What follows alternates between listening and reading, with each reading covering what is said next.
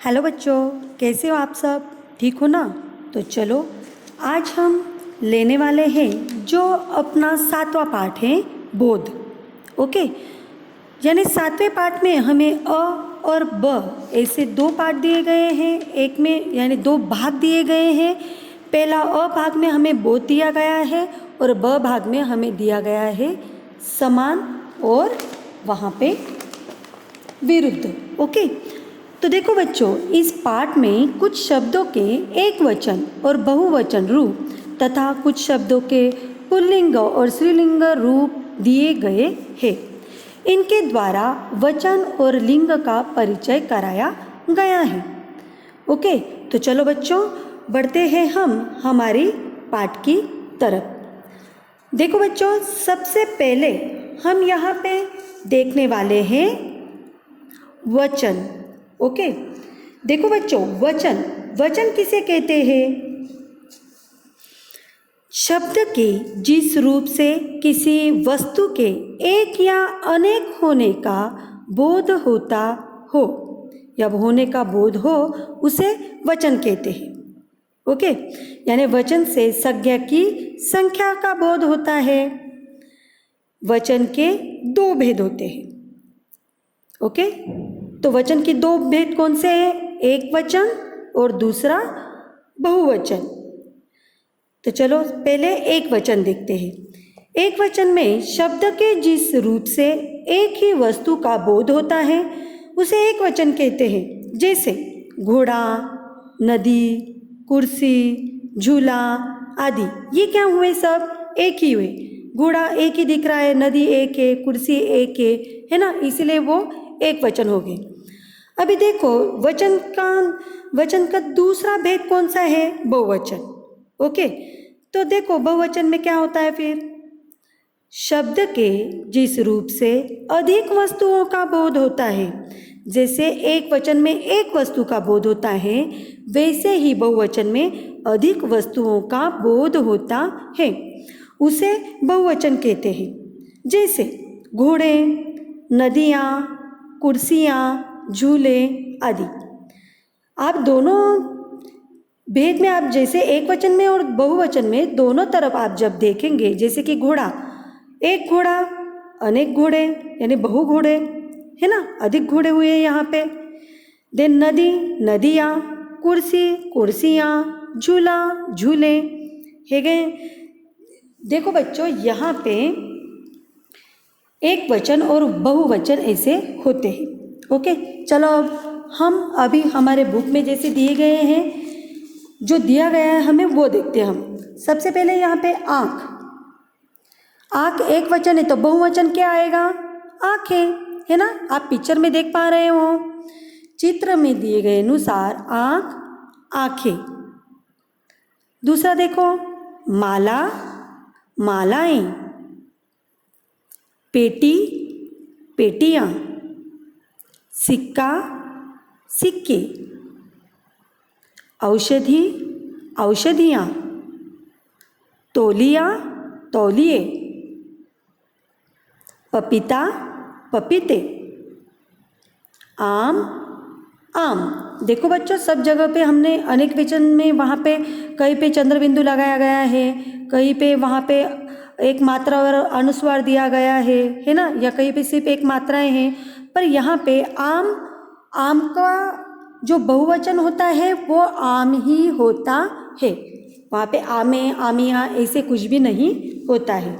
Okay, तो देखो बच्चों, यहाँ पे हम अभी एक वचन और बहुवचन आपने यहाँ पे देखा। ओके, यहाँ पे फिर अभी बहुत सारे और वहाँ पे हम उदाहरण देख सकते हैं, है ना। अभी इसके बाद हमें जो दिया गया है वो है लिंग। देखो बच्चों, जैसे कि हमने वचन का अर्थ क्या होता है वैसे देखा, जैसे हम अभी लिंग का देखेंगे। लिंग ये क्या है? तो व्याकरण में जो जाति होती है ना, उस जाति को लिंग कहते हैं। जैसे किसी पद से पुरुष जाति का बोध होता है या किसी पद पे स्त्री जाति का बोध होता है। ओके, फिर उनकी जाति कौन सी है, उस जाति को हम लिंग कहते हैं। ओके, तो देखो अभी लिंग के दो भेद देखो। तो हिंदी भाषा में लिंग के दो भेद है, पुल्लिंग और दूसरा है स्त्रीलिंग। ओके, तो पुल्लिंग और स्त्रीलिंग, तो यहाँ पे सबसे पहले अब हम देखते हैं कि पुल्लिंग किसे कहते हैं। तो जिस शब्द से पुरुष जाति का बोध होता है उसे पुल्लिंग कहा जाता है। ओके, और जैसे वहाँ पे बंदर, शेर, लड़का, घोड़ा तथा आदमी, ये क्या हुआ फिर यहाँ पे पुल्लिंग शब्द। ठीक उसी तरह आप देखेंगे कि वहाँ पे स्त्रीलिंग में कौन कौन से हैं। स्त्रीलिंग का पहला अर्थ देख लो, जिस शब्द से स्त्री जाति का बोध होता है उसे स्त्रीलिंग कहा जाता है। जैसे बंदरिया, शेरनी, लड़की, घोड़ी तथा औरत, है ना। तो देखो बच्चों यहाँ पे ये सब क्या हुए, स्त्रीलिंगी। अभी देखो बच्चों, आप कहेंगे यहाँ पे तो सिर्फ पुरुष जाति और स्त्री जाति का हमें दिया गया है, एक में तो हमें पुरुष जाति का बोध हो रहा है, इसमें तो स्त्री जाति का बोध हो रहा है, तो निर्जीव वस्तुओं को क्या वहाँ पे कहा जाता है फिर, है ना। तो देखो बच्चों, निर्जीव वस्तुओं को भी उनके आकार, वजन, गुण आदि के अनुसार पुल्लिंग और स्त्रीलिंग में बांटा जा सकता है। जैसे कि देखो पुल्लिंग इसमें जैसे कि शहर है, मैदान है, पत्थर, गांव, पहाड़, ये सब क्या है, पुल्लिंग जैसे। और वहाँ पे स्त्रीलिंग में हम क्या, ऐसे निर्जीव वस्तु कौन सी आती है फिर, किताब। हम क्या कहते हैं, यह किताब है, मेरी किताब है, मेरा किताब है, ऐसे कहते हैं कि हम नहीं, मेरी ही कहते हैं हम वहाँ पे। यानी टहनी, कितड़ी, कलम, नदी, डाली, ये शब्द क्या हुए फिर वहाँ पे, हाँ वहाँ पे ये स्त्रीलिंगी और पुल्लिंगी शब्द हुए, है ना।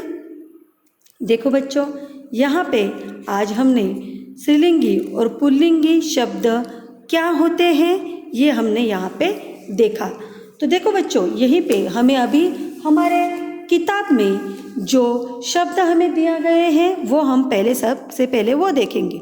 ओके, पुल्लिंग में देखो सिंह, सिंह, सिंहनी, हिरन, हिरनी, है ना।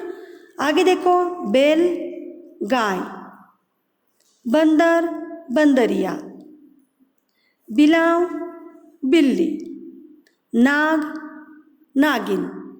ओके, देन आगे देखो वहाँ पे चूहा, चूहिया, देन उसके बाद है वहाँ पे बकरा, बकरी। देखो बच्चों, इस तरह से हम जो पुल्लिंग शब्द है उनके पुल्लिंग वहाँ पे उन शब्दों में जैसे हमें पुरुष जाति का बोध हो रहा है वैसे ही आपने वहाँ पे देखा कि जो स्त्रीलिंगी शब्द हैं उनमें स्त्री जाति का बोध होता है ना। तो बच्चों, जो हमारा 7वां पाठ था अबोध, वहाँ पे हमने वहाँ जो स्त्रीलिंगी शब्द थे, पुल्लिंगी शब्द थे वो भी देखे, उनके साथ साथ हमने वचन में हमने एक वचन और बहुवचन, ये दोनों हमने यहाँ पे 2 पाठ यहाँ पे हमने देखे। ओके, तो चलो बच्चों, यहाँ पे हम अभी हमारा ये बोध पाठ जो 7वां पाठ का अपाठ था, अभाग था बोध, ये हम यहाँ पे समाप्त करते हैं और हम मिलते हैं अपने अगले पाठ में जो 7वां लेसन का ब पाठ होगा, समान और विरुद्ध। तब तक के लिए बाय, टेक केयर।